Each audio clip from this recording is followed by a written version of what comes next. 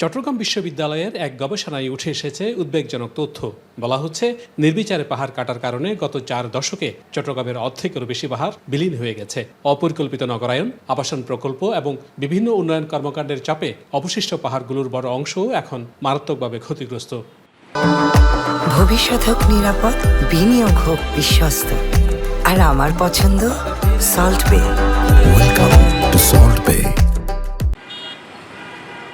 বিশেষজ্ঞদের মতে, পাহাড় ধ্বংসের পাশাপাশি বর্তমানে পরিবেশের জন্য সবচেয়ে বড় হুমকির একটি হলো প্লাস্টিকের লাগামহীন ব্যবহার। প্রতিদিন বিপুল পরিমাণ প্লাস্টিক বর্জ্য উৎপন্ন হলেও সেগুলোর কার্যকর ব্যবস্থাপনা নিশ্চিত করা যাচ্ছে না। ফলে নদী, খাল, সমুদ্র তট এবং নগর পরিবেশ ক্রমেই দূষিত হয়ে উঠছে।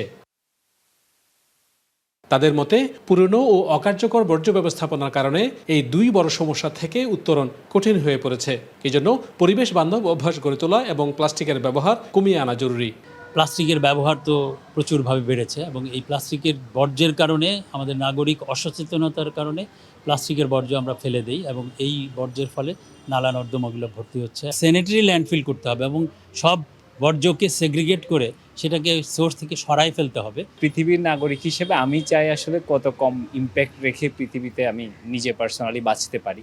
আমার নিজের জিওগ্রাফিক্যাল ফুটপ্রিন্ট বা কার্বন ফুটপ্রিন্ট এগুলো যাতে আমি যতটুকু পারি কম রেখে যাই। পরিবেশ সুরক্ষায় আইন প্রয়োগের গুরুত্ব থাকলেও কেবল শাস্তিমূলক ব্যবস্থা দিয়ে দীর্ঘমেয়াদে কাঙ্ক্ষিত ফল পাওয়া সম্ভব নয় বলে মনে করে পরিবেশ অধিদপ্তরও। কর্মকর্তারা বলছেন, জনগণের অংশগ্রহণ এবং সচেতনতা ছাড়া পরিবেশ রক্ষা সম্ভব নয়। সিঙ্গল ইউজ প্লাস্টিকগুলো ইউজ করার পর আমরা যত ফেলে দিচ্ছি, যত ফেলে দেওয়ার পর যেটা হচ্ছে আমাদের মাটি দূষণ হচ্ছে। মানুষ যদি নিজে সচেতন না হয়, শুধু আইন প্রয়োগ করে পরিবেশ অধিদপ্তর একার পক্ষে এটা কন্ট্রোল করা অনেক কঠিন একটা বিষয়। বিভিন্ন জায়গায় যে পাহাড় কাটা হচ্ছে, এটা কি হচ্ছে, আমাদের প্রাকৃতিক ভারসাম্যটা নষ্ট হয়ে যাচ্ছে। 4 বছরে আমাদের প্রায় 218টা মামলা করা হয়েছে এর মধ্যে পরিবেশ আইনে।